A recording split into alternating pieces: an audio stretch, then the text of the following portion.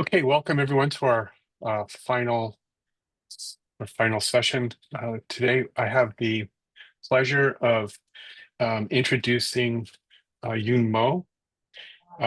He is at Renton Technical College, and he's been working for many years in high-flex programs and pretty much every kind of e-learning he's been involved in. And so we're really pleased to have him here to present. Thank you, Jeff. Thank you very much, everyone, to attend this workshop. I'm going to do my best to make your early afternoon hour worthwhile. So let me just go ahead and share a screen. Just 1 second.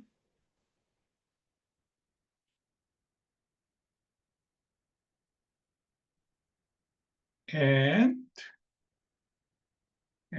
let's see. I suspect you are looking at the green hills, and I'm going to launch a PowerPoint. There you go. That's better. Jeff, would you mind confirming that you are looking at my PowerPoint? Yes, it looks great. Okay, thank you. So let's go ahead and jump right in. I have a lot to show and wanted to ask you some questions along the way so we can collaborate. So here's my contact information. And there's me. Let me go ahead and play the video. Welcome to the workshop. I'm glad you're joining us because we'll share. By the way, do you hear the audio from the video? Yeah, loud and clear. Perfect. Many ideas and insights. I've combined years of experience in teaching and instructional design to create this workshop. Before we start, let me share 3 things about myself, and one of them is false. Well, first, I took the Biology 101 course 3 times in college. 2, I ate air-dried yak meat in Tibet. 3, I didn't talk for a whole month. So, which one do you think is false? By the way, I hope I look okay. Thank you. So as you may have guessed it was generated by HeyGen. And HeyGen is one of the video audio generator that you can upload even just one snapshot of a photo or even video. You can upload your voice with the video, and then you enter the text. So then it'll generate the video. So here, for example, I generated the same video with Arabic. مرحبا بكم في كلية رينتون التقنية. نحن سعداء بانضمامك إلى مجتمعنا. And then obviously you can generate in other languages as well. So it is a very versatile tools to utilize to maybe perhaps welcoming the students, students from different cultures and languages. Welcome to the. Yep. So we're going to be, I'm going to be showing a lot of tools. I'm going to go kind of rapid fire mode. And then if you have any questions, just ask a question there, either chat or just talk to us. And then we are going to think about how AI can help and hinder learning process. And then at the end, I hope that you'll have some take-home things, goodies like pedagogical strategies for AI era, and also some tools for generating AI-ready assignments. Before we get started, Yun, we have a couple of people who are interested in what was the false answer. It's a secret. I'll reveal as we move along. All right, thanks. Thank you. Thank you for the curiosity. I love that. One of the things that I would love to bring in my classrooms is curiosity and questions, and that's one of the best way to learn new things and also create something new things. Okay, so we're going to be talking about a lot of AI tools such as a ChatGPT, and the new feature that came out for free is a study and learn in ChatGPT. Custom GPT has been out for a while. I'm going to have a few demos, and something similar. We have a Google Gemini, NotebookLM, Opal. I'm not sure if I pronouncing it correctly. Is no code app developing platform. And that just came out. We'll see if we have time to do that, maybe near the end of the presentation. And of course, we have AI Studio, wonderful tool. I have it on my phone. And Napkin AI is a great infographic generator as well as step-by-step instruction. And then maybe we can talk about Suno, which is a song generator, Canva code, and many things. And intermittently, we'll be talking about how we can create AI-ready and future-proof assessments, assignments, instructional materials, and then also we'll talk about how and what the future of the education will be in the era of AI. All right, so as you are listening and looking at my presentation, you might want to log into your favorite Google, your AI tools like Gemini or Claude or ChatGPT and so on, so you can kind of check it out along the way. My best recommendation is if you have a Google account, like a Gmail, use that to log into various Google and other AI tools. It's just a little bit easier. All right. So I have a question for you, everyone. Since we have really limited time, let me just ask you to come up with a wisdom or idea in 9 words. The question is number 2, something that you did completely new, novel thing you did with AI. That's recently or not so recently. Just go ahead and put it in the chat.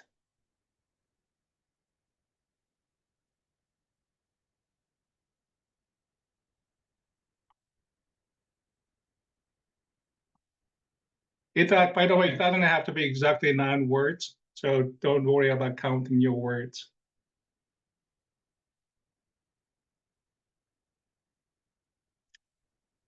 Yeah, I love creating a worksheet. NotebookLM, Napkin AI is a great way to generate something new so fast.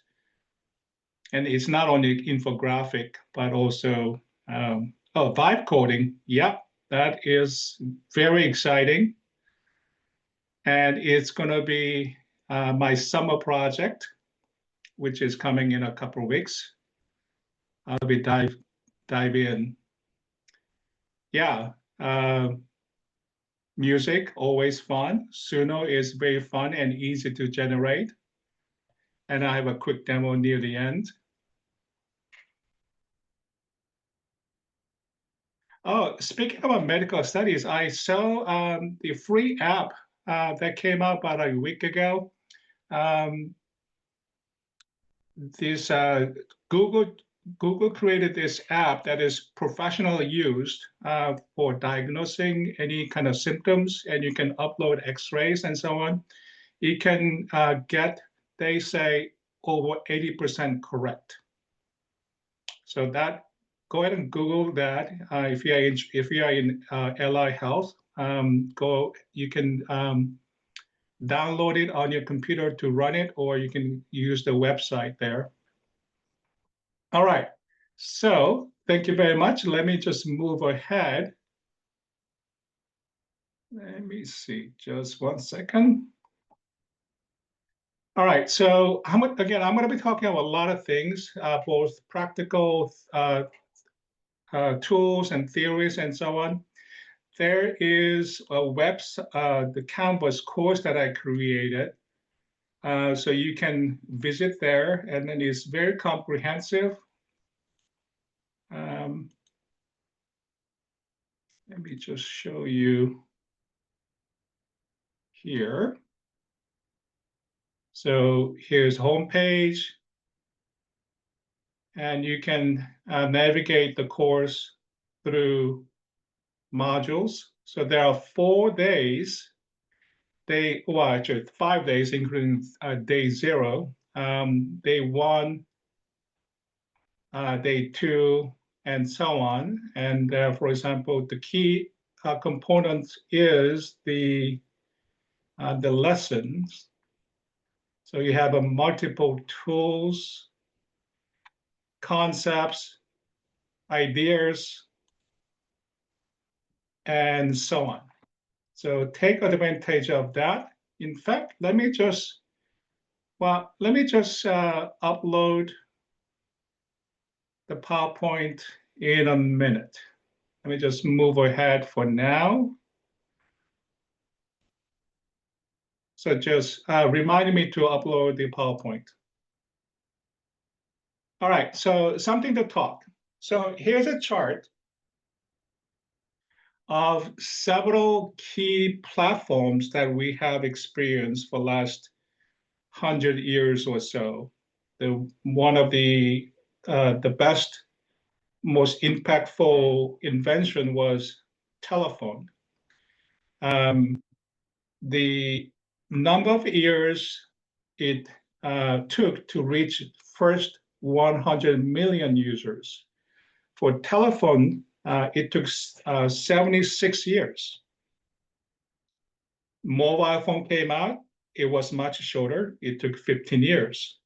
Internet, it took 10 years for first 100 million users. Facebook, 7 years. Instagram, 3. And guess what? ChatGPT, 0.166, which means 2 months. It took 2 months to get first 100 million users. So you can kind of see kind of a log scale increase of how fast things move. And here's one statistics, one report that came out a few months ago from the World Economic Forum, which says that 65% of children entering primary school in 2016, so that's almost like 10 years ago, and now they are middle schoolers, and they are expected to work in the job types that did not exist yet. So when they enter the primary school and the jobs they're going to get, over 65% did not exist. So we are talking about brand new world pretty much every 10 years. And of course, AI is going to accelerate that. At one point, it's not going to be log scale. It's going to be just absolute vertical. Okay, here's a quick demo of a new NotebookLM. This one is a video summary, and I suspect many of you have experienced and used the audio summary. And this is a video summary. Let me just go ahead and play. Welcome to The Explainer. Today, we are diving deep into the AI revolution. We're using 2 huge reports, one from LinkedIn and one from the World Economic Forum, to really unpack how artificial intelligence is about to change, well, pretty much everything: our jobs, our economy, and our future. Let's get right into it. Everything really starts with this one number, $6.6 trillion. So what do you think? This is created using a couple of long documents that reports, like including that World Economic Forum and another long document. I didn't have time to read them all, so I put those into NotebookLM, and I just click this button, video overview. I am not going to go through details here because I believe Todd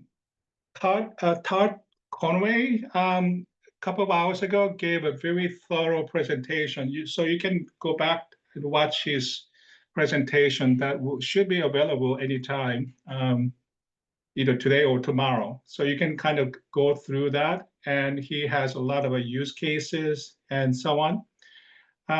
But one, maybe two things that I want to point out about NotebookLM. The uniqueness of a NotebookLM is the RAG technology. The RAG technology basically means that it generates the content based on local documents. So it does not necessarily go out to the rest of the World Wide Web, but only ones that you upload and share will be the source of the any content that is generated. So it is a very much safer, much more accurate, so much less chance of hallucination. So that is one uniqueness of NotebookLM, which uses RAG technology.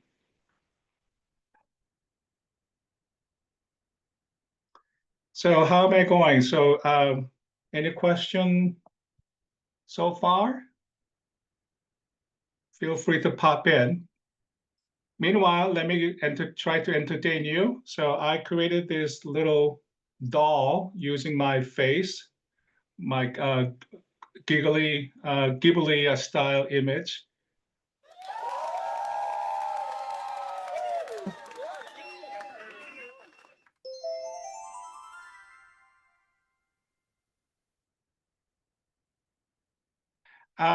So who did the notebook presentation? It was Todd Conway.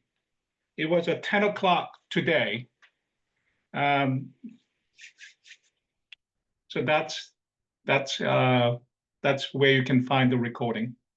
And I'll show you some highlights of NotebookLM, but you'll get the much more detail from his presentation. All right, so let's talk about Custom GPT. That's with OpenAI. So Custom GPT is a great way to help your students to engage with certain topics. For example, this one I created last year, Dr. Martin Luther King Jr. Scholar. So students will engage with this tool. Just 1 second, let me bring in here.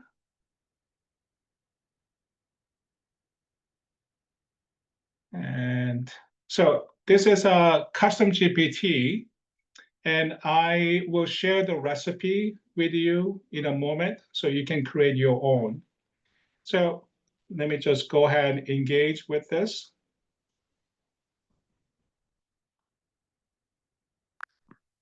Hello there.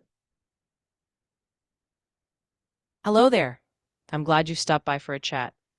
You can think of me as a guide to the world of Dr. Martin Luther King Jr., and we can dive into the civil rights movement together. I'll do my best to share his wisdom and tie in some modern examples so it all feels relevant. Well, thank you very much. Could you tell me about his visit to the Seattle area, and why did he come to Seattle? Absolutely, I'd be happy to. Dr. Martin Luther King Jr. Dr. Martin Luther King Jr. visited Seattle in November of 1961. He was invited by a group of religious and civic leaders who wanted to bring his message of nonviolent protest and civil rights to the Pacific Northwest.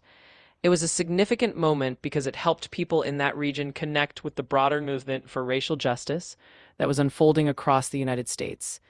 And if you'd like, I can absolutely share more about what he talked about there or how it ties into today's movements. Just let me know.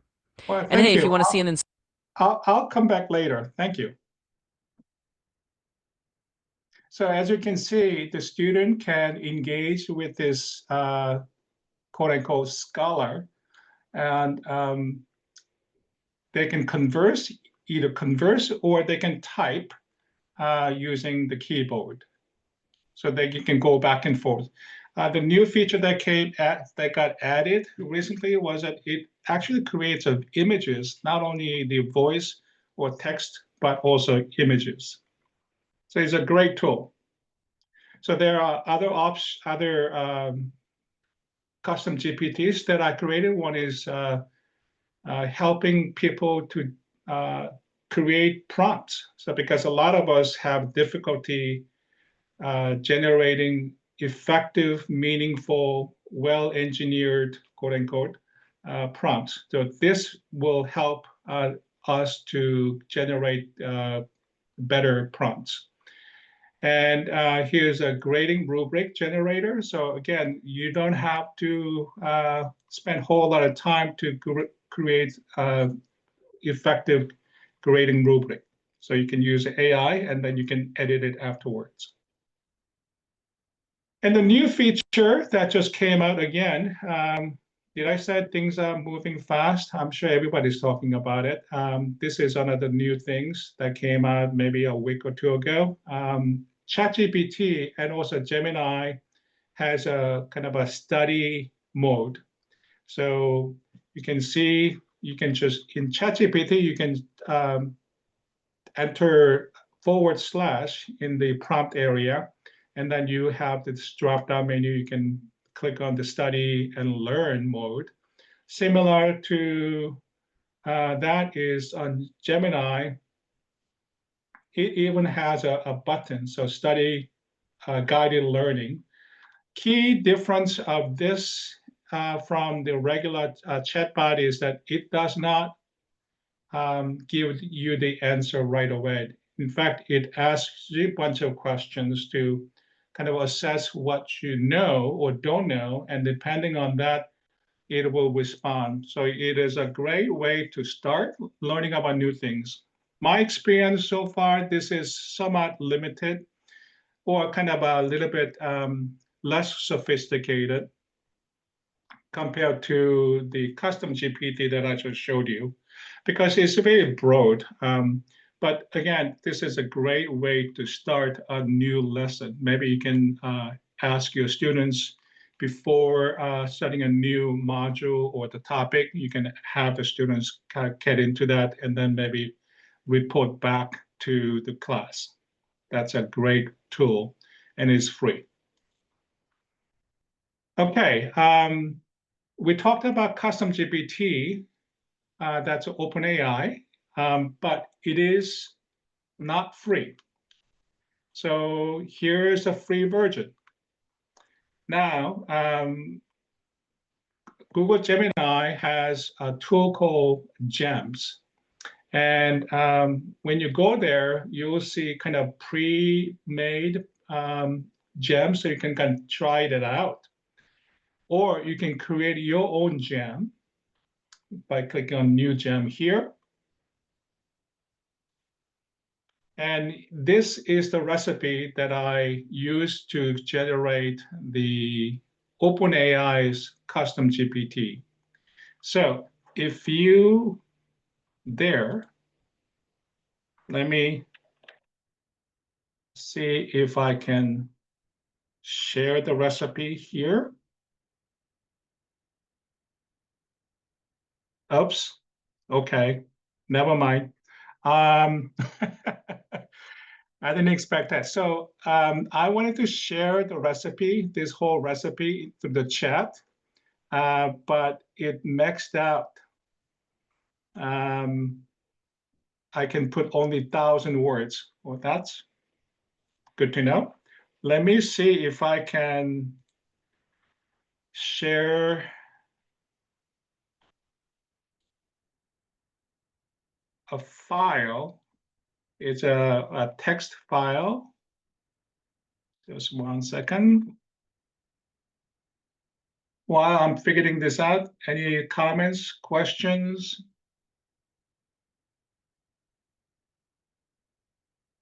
so far? I just have a comment. I'm just curious. Sometimes when I hit word capacity, I have Chat GPT rewrite with the within the confines of the word count. I'm wondering if it would work with your instructions. Yeah, I have experienced a similar thing, especially as your prompt gets very involved. For example, you can run ChatGPT using this prompt that I just showed you, the recipe that I showed you. You may, if you're using a free account, you'll run into the maximum the token really quickly.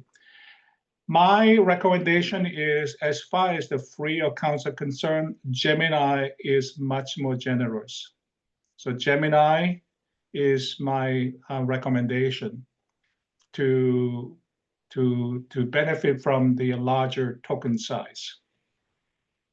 And I don't know how many colleges and universities have adopted Google Gemini Notebook into the learning management system. So that is free by Google. And then that will create new separate Google accounts for students. So that may actually help the students as well. So let me see. Just 1 second.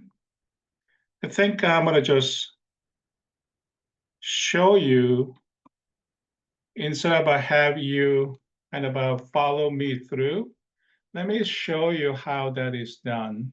So here, once you log into Google Gemini and click on the Explode Gems, and then you can create a new gem, and then simply copy and paste the recipe that I shared with you in the chat, and just simply copy and pasted it, and then go ahead and run it. And this is what I have. Okay, so let me see. What did I share? Did I share? I think I shared you this one, the AI ready assignment generator. So this is a beast. With ChatGPT, it will definitely run out the window for the prompt. So here, it's going to prompt. So let's say, let's start. And then I can, so it asks me to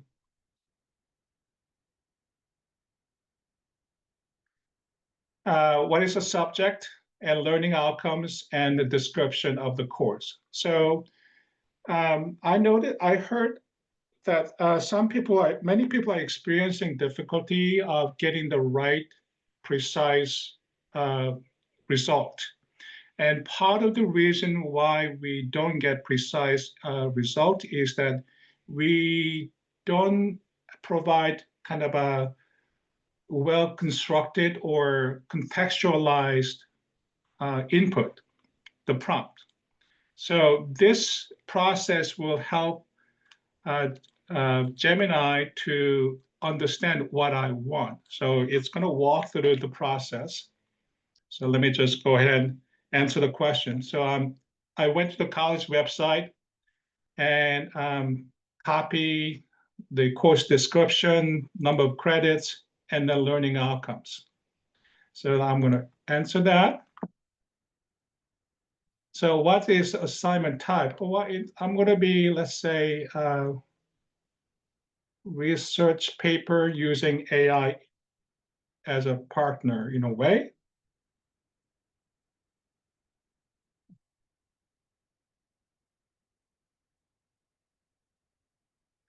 Okay, and then what are the assignment topic? let's say new chocolate chip cookie recipe.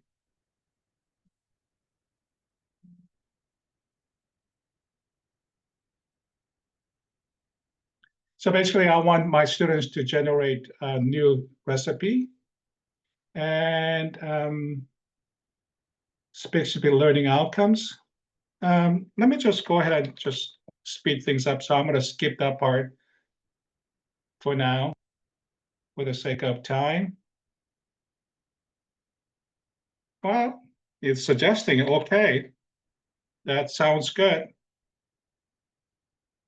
Obviously, in real situation, I'll review that. Okay, and yes.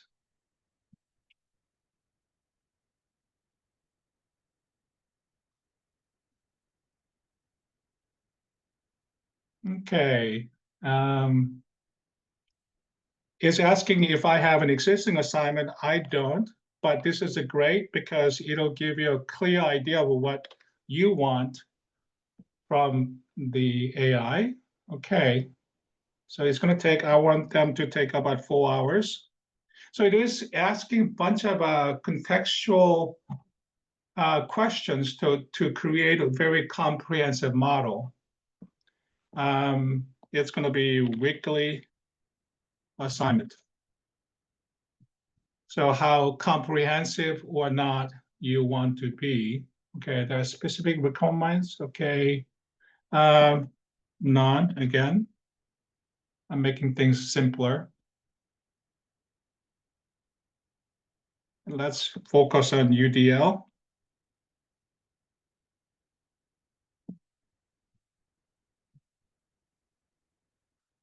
All right, it's producing a draft.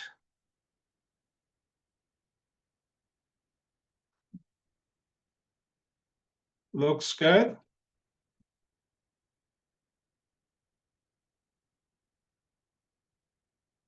It's going to be 4.0 scale.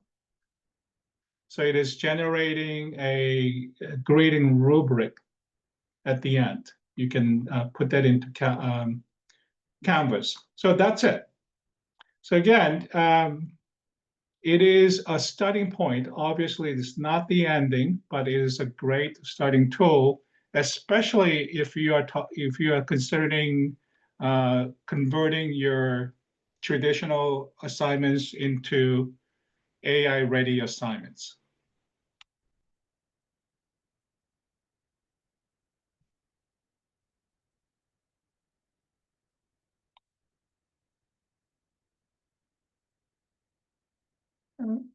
Okay. And I'm sharing other recipes here. So you can create a rubric. You can create an MLK Junior Scholar. All right, so this is a part of a Google AI Studio that is mobile. I have it on my phone, and it gives the. I'm going to show you how to get Google AI Studio on your phone and how to use it. It gives a First, spatial go awareness. the top left corner that show So Gemini. I'm going to show you how you can that. engage. And then I'm going to allow this time for the anything else in the video? the mic, and now it's time for the mic, and now I have the video. Okay, I see that you have a video. It appears to show a plant in a pink pot. Would you like me to describe anything else in the video? Yeah, could you identify what plant this is? Sure, the plant in the video appears to be a bromeliad. Do you have any other questions about it?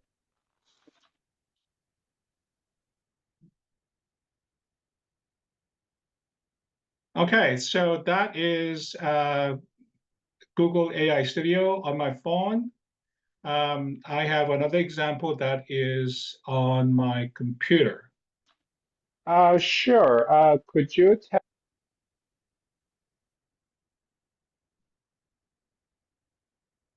Well, actually, it is on my paper. So based on this Using a phone. equation, if x is 1, what will be the value of y?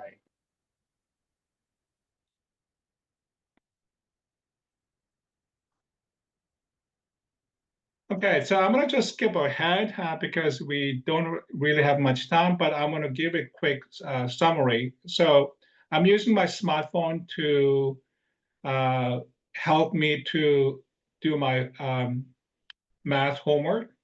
It not only can comprehend my handwriting, but it also understood my chart on paper. So it actually understood the slope and the actual the chart and gave me a correct answer. And then later on, Okay, if x Funding. x plus 1, it's x with Okay, then if be the and value of also, y. oops. Let me see if I have it here. Maybe not. Also, Google AI Studio can read your screen, so you can work on your computer screen to do exactly the same thing that I did on this paper.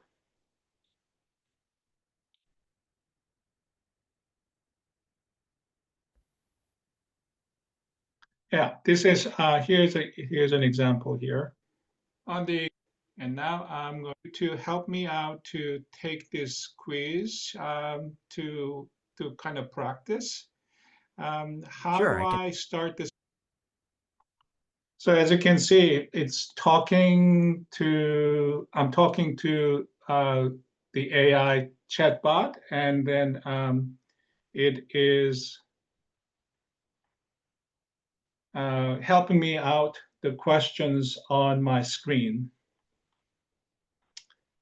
Okay, so I'm trying to upload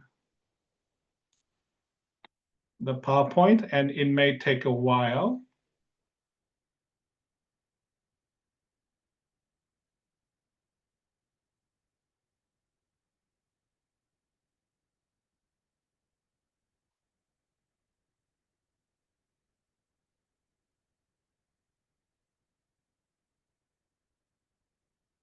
I'm trying to get back to my I'm right going to show slide. you how to get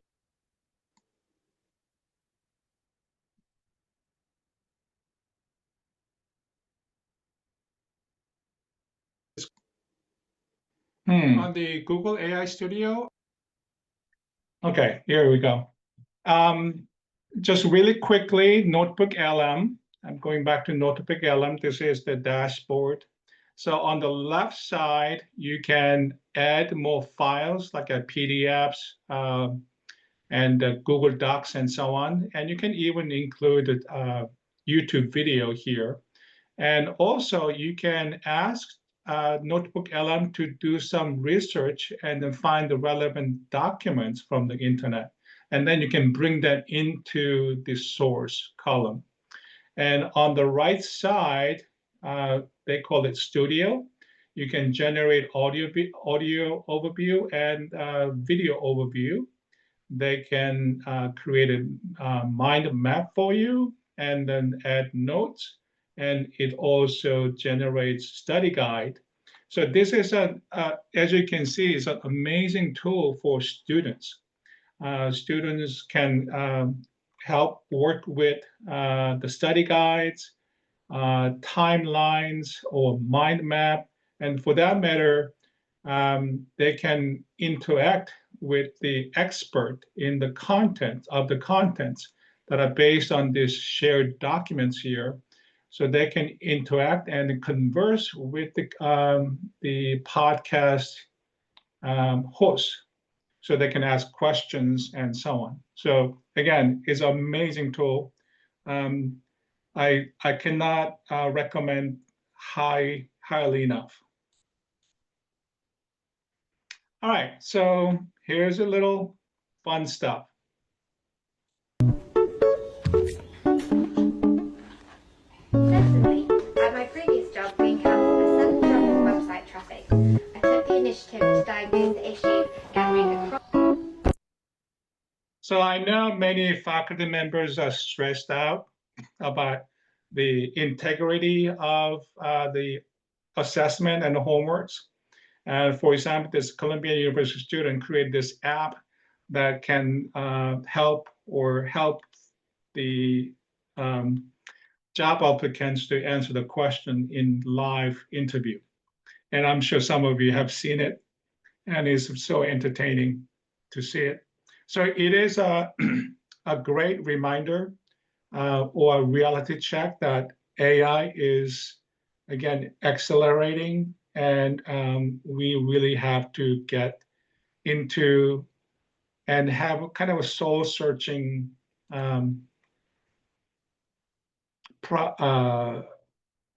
process that we have to kind of go through. And here's my one of the key thesis of this presentation is something called backward design. And I am introducing this because to re-evaluate and recreate learning, we really have to understand what we are doing.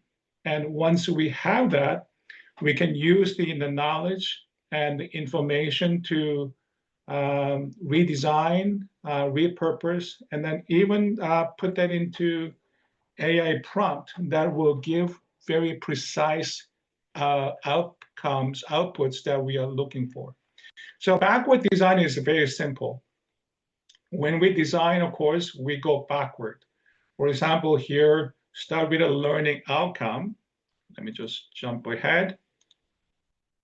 First, we come up with the learn. I'm sure they're on parts, so they'll have a textbook.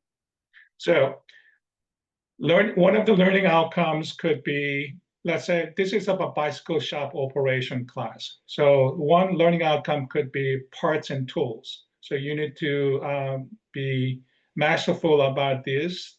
And then next step backward is assessment. Let's say you give a quiz. Again, this is a very simplified model. And then before we assess them, we provide the lessons and assignments, learning activities. So it could be reading assignment, demonstration, or lectures, a combination. So before we create the lessons, we look at the assessment. And before we look at the assessment, we need to think about learning outcomes. So that's why it is backward design. But of course, it's not always backward. You go forward and backward to refine it. And so once you have that, so this is a more, more learning outcomes, more examples, for example, laboratory assignments and things like that. And then here is the key part.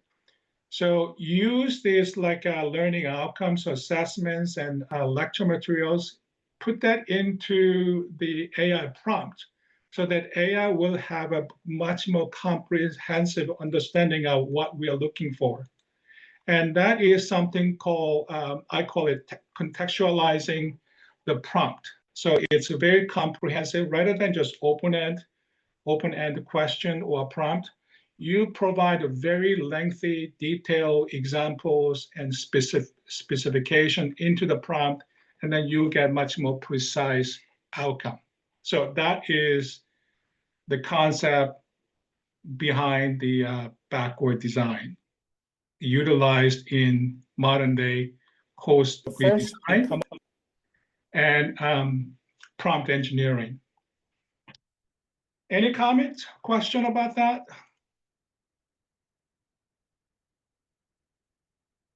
Let me see. I lost my Zoom. Just 1 second. Somehow I cannot read the chat. Where did it go? Okay. There is a question in the chat if you're looking for questions in Yeah. chats. Philip says, is it helping too much? What do you think about the dangers of cognitive offloading, literacy skills, etc.? I'm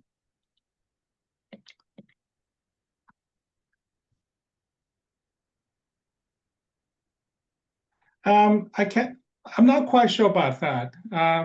It is to kind of jump ahead to the conclusion. We always need to start with good questions and help the students come up with good questions, and then respond step by step with step-by-step answers.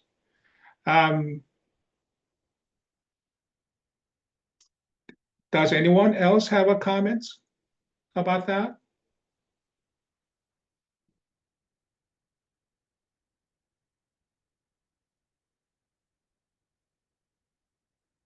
Just feel free to unmute yourself.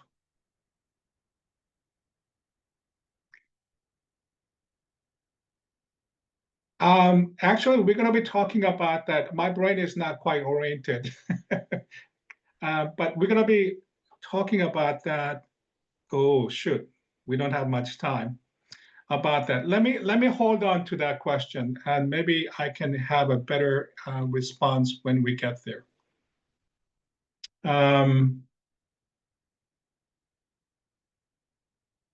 Here's a quick kind of a tip for generating quiz using AI. Again, we have a very comprehensive prompt, and then here's an example. Then at the end, you will have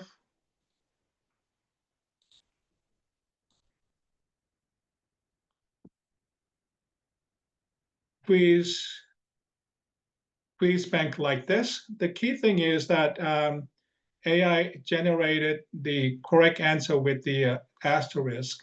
And then once you have that, you can bring it to a converter that will turn into a zip file, and then you can upload it to Canvas so that you can have more or less a summative, not summative, formative assessment, very low weight, low stake assessment there. Okay, I don't have time to go through Napkin AI, but I will want to give a quick example. So you can upload text like this, and then it will prompt right next to it. Actually, I'm going to show it to you. Let's see if I can.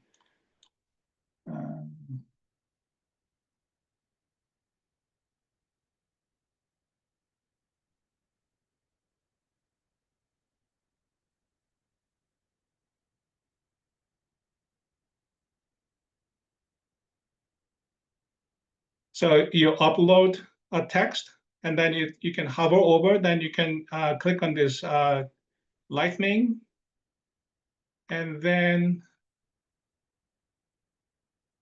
of course, when I try to do it, okay, here it is. So it prompts with different styles. So you can choose, and then you can go ahead and edit it. So then you can create this highly effective infographics. Let me see, just 1 second.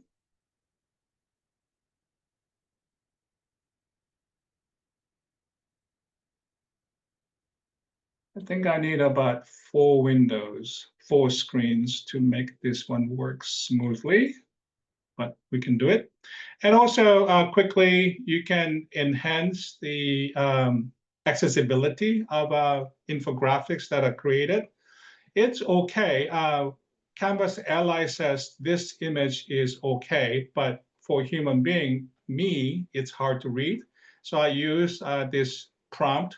I use a ChatGPT to regenerate image using the WCAG standards. And then I can also get the alt text from the ASU website. Let me skip that. Welcome to the deep dive.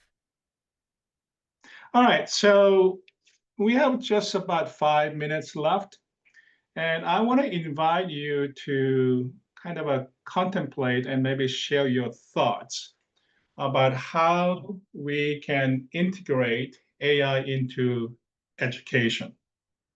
So I'm sharing basically 4 thoughts with you, and then I want you to think about your ideas into chat as we kind of go through this chart. So one of the key things is that how we can design AI-free space. So then, hands-on without using any technology. For example, creating composition or art or new ideas and so on. So how do we design learning activities that students would not use AI tools? So we need to be realistic because as we have seen, pretty much every student uses these days AI. So how do we separate that? And another question is even bigger. How do we prepare our students, future-proof our classroom? How do we prepare our students for their career? As I mentioned earlier, the jobs that our students are going to get are the jobs that don't exist. Or if they exist, they will change remarkably. So how the heck are we going to teach our students to be prepared for that? So that is a big question that I try to answer these days. A remedy for the first 2 questions that I have is encouraging students' sense of ownership. This is something that I really want to bring into our classroom so that we can have a trusting, authentic learning experience. So what are your ideas or what are your thoughts about how we can prepare our students to be ready for the new era that a lot of us are struggling with? Would you share into chat?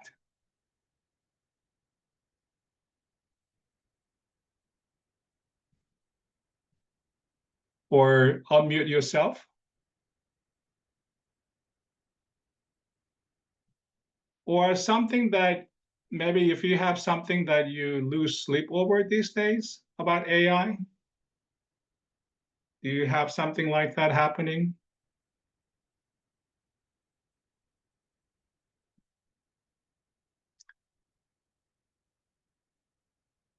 Okay, while you are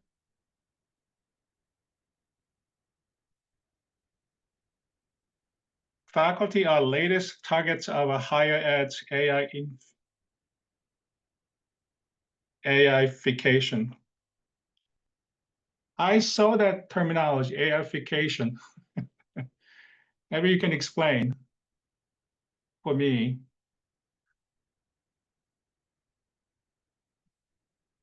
Difference between AI tool and automated tool is that I would say AI tool is more responsive than standard automated tools. Like many textbook publishers put out the websites that are pre-programmed, but AI can be more flexible. That's my thought.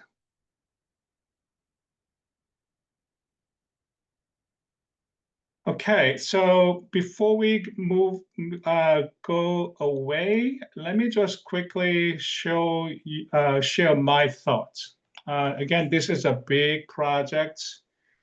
I'm going to be working on this for many years to come.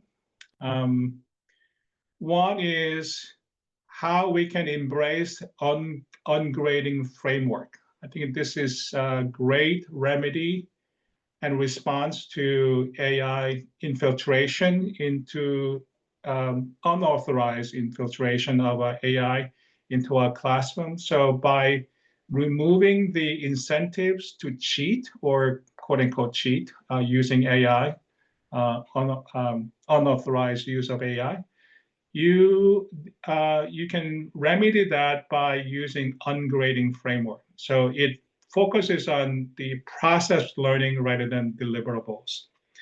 And another thing is that AA policy. Talk to your students at the beginning of a quarter, maybe beginning of a major project, and have a discussion about why are we here as a student, and what's their purpose, what's their value, and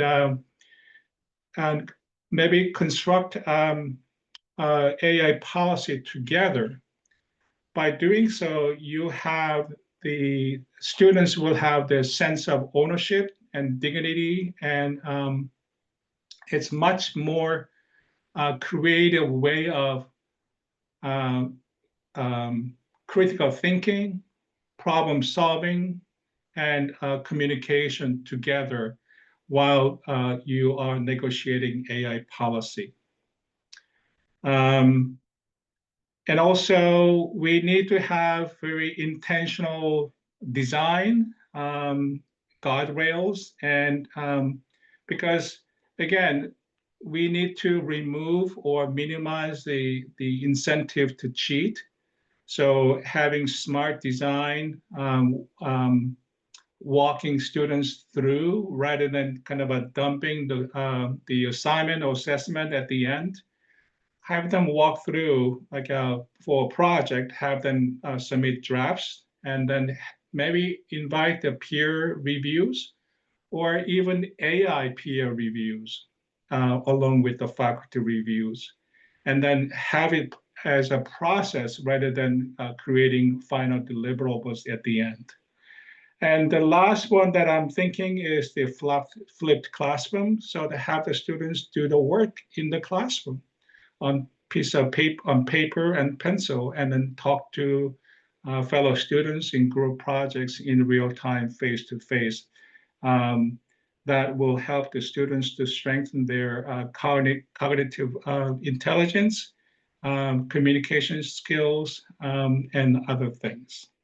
And with that, I'm going to stop.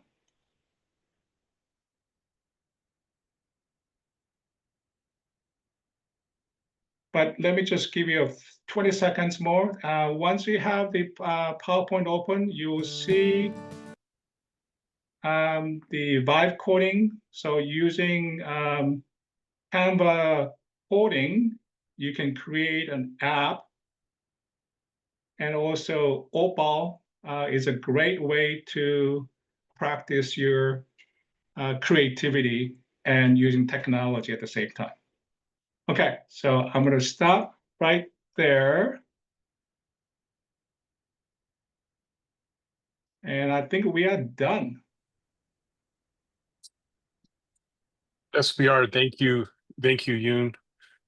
Really appreciate your time and the effort that you put into this presentation, and I know that we're all looking forward to seeing that slide deck and taking a look at some of those resources. I thought I uploaded the slide deck at 12:37, and see if you can download it. It has a 562 megabyte size, so it should work. Well, the other thing that we're going to do is we're recording all of these sessions, and Right. we're going to put those up in, it'll be here in the Zoom events, but it'll also be on our LibGuide at Clover Park.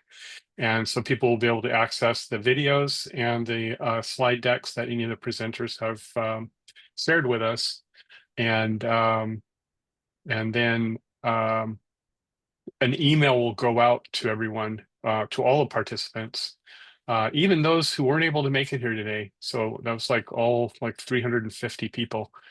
It'll go out to. So once again, thank you, Yun, and thank you to all the participants and the people who showed up. It's being able to connect with one another and connect with one another to help us create the community that's going to recenter these discussions into education rather than corporations. Okay, so with that, I'm going to stop the recording.